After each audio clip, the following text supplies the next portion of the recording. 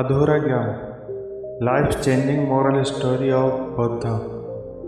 ये सुनने के बाद से जीवन में कभी हार नहीं मानूंगा। एक समय की बात है, गौतम बुद्ध के हजारों शिष्य उनके पास अध्ययन करने आते थे। गौतम बुद्ध से जब भी कोई चीज़ से ज्ञान प्राप्त कर लेता था तो उसे किसी दिशा में लोगों को जागरूक करने तथा शिक्षा देने के लिए भेज दिया जाता था। बौद्ध का एक शिष्य बौद्ध के आश्रम में लगभग 6 सालों से था।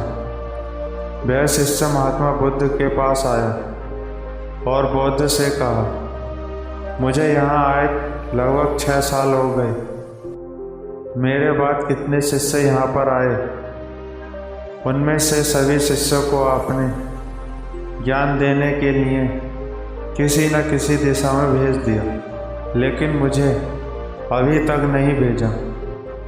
आखिर ऐसा क्यों? क्या मुझे आपका ज्ञान प्राप्त नहीं हुआ? बुद्ध मुस्कुराए और बोले, ये तो तुम्हें खुद ही समझना पड़ेगा कि मेरा ज्ञान तुम्हें प्राप्त हुआ है या नहीं। शिष्य बोला, हे बुद्ध, आपने इन 6 सालों में जो मुझे उपदेश दिया है वह मुझे सब याद है। आपकी बताई हुई एक एक बात मुझे सब याद है। आप कुछ भी मुझसे पूछ सकते हैं, मैं हर उत्तर देने के लिए तैयार हूँ।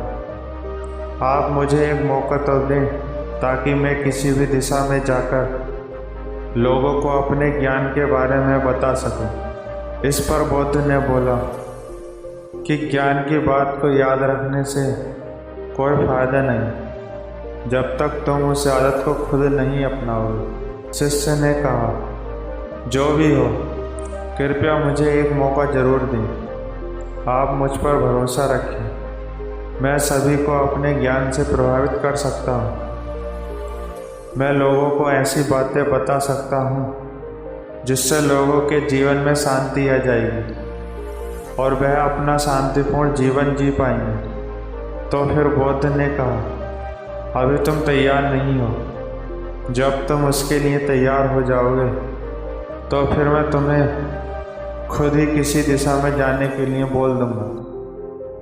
शिष्य ने कहा, क्या आपने मुझे इन 6 सालों में इतना भी ज्ञान नहीं दिया कि मैं किसी को प्रभावित ना कर पाऊँ? बुद्ध ने कहा, ठीक है, तुम पूर्व दिशा में चले जाओ। वहाँ एक गांव मिलेगा, वहाँ से भिक्षा मांग कर लाना और अपने ज्ञान से लोगों की मदद करना। कल सुबह तुम वहाँ अकेले जाना और शाम में आकर मुझे बताना कि तुमने लोगों की सहायता कैसे की। शिष्य ये बात सुनकर बहुत खुश हुआ और आशीर्वाद लेकर चला गया। वो रात भर ज्ञान समेटता रहा और मन ही मन सोच रहा था कि वहाँ के लोगों के साथ बुद्ध भी मुझसे प्रभावित हो जाएंगे। सुबह उठकर वह महात्मा बुद्ध को प्रणाम करने गया। उन्हें प्रणाम कर वह पूर्व दिशा की तरफ निकल गया। शाम को जब वह वापस आया तो बुद्ध ने देखा कि शिष्य के माथे पर चोट लगी है और खून बह रहा है। बुद्ध ने उसे पट्टी की और पूछा, तुम्हें चोट कैसे लगी? शिष्य ने कहा, वहाँ के लोग बेहद ही दुष्ट हैं, उन्हें जरा भी बुद्धि नहीं है। मैं उस गांव में भिक्षा लेने गया और किसी ने मुझे भिक्षा नहीं दी। सब मुझे वहाँ गालियाँ दे रहे थे। एक व्यक्ति ने भिक्षा तो दी, लेकिन नीचे फेंककर, और कहा, इसे उठा लो। मैंने उन्हें काफ़ी समझाया, लेकिन मेरी बात सुनने को तैयार ही नहीं थे।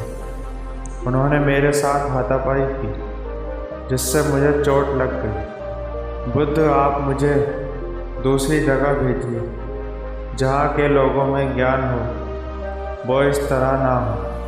बुद्ध शिष्य की बात सुनकर मुस्कुराए और बोले, अगर दूसरे गांव में भी ऐसे ही गांव के लोग होंगे तब तुम क्या करोगे? शिष्य ने कहा, हे बुद्ध, मैं ऐसे लोगों को ज्ञान नहीं दे सकता, वह लोग अज्ञानी हैं।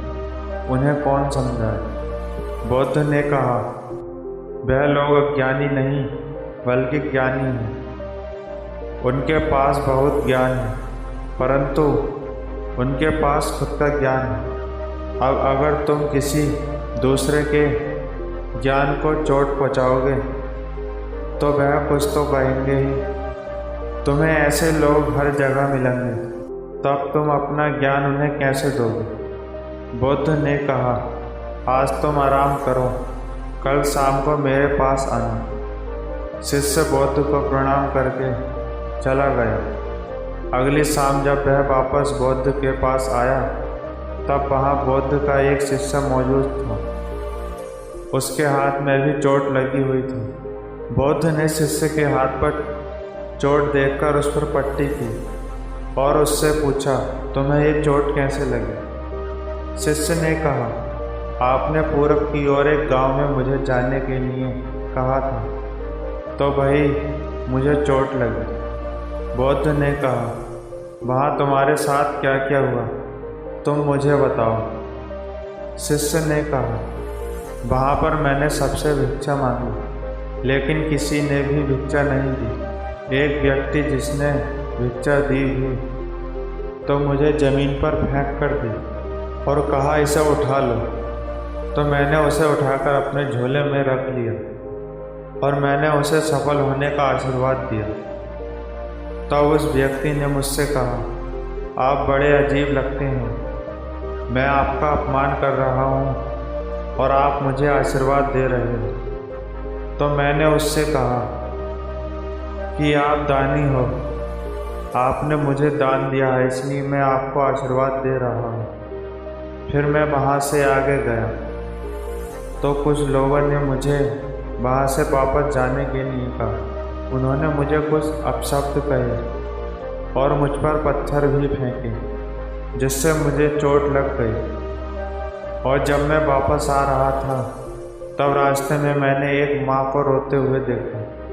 वह अपने बीमार बच्चे को लेकर चिंतित थी। मैं तुरंत जंगल से जाकर उसके लिए जड़ी बूटी लाया, लेकिन वहाँ के कुछ लोग जड़ी बूटी देने नहीं दे रहे थे। फिर मैंने उनसे विनती की, वह मुझे उस बच्चे का इलाज करने दे, उसके बाद वह जैसा कहेंगे मैं ठीक वैसा ही करूँगा। फिर जिस व्यक्ति ने मुझे भिक्षा दी थी उसने गांव वालों को समझाया। तब उन्होंने मुझे उस बच्चे को जड़ी बूटी लगाने दी।